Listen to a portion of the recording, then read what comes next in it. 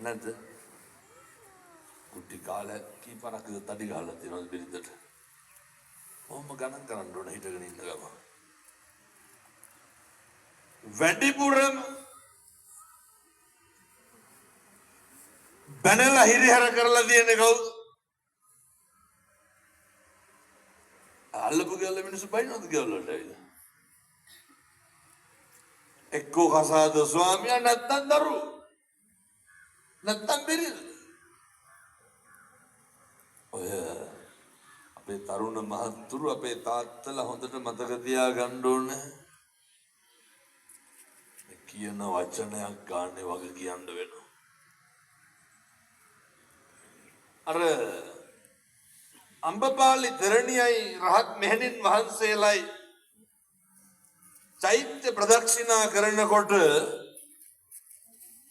එක මෙහෙණින් වහන්සේ නමක් වයසයි අසනීපයි කටේ තිබ්බ රසම ගුලියක් බිම හැලුණා. ඒක දැකපු අම්බපාලි දෝෂාරෝපණය කරනවා කොහමද? කවුද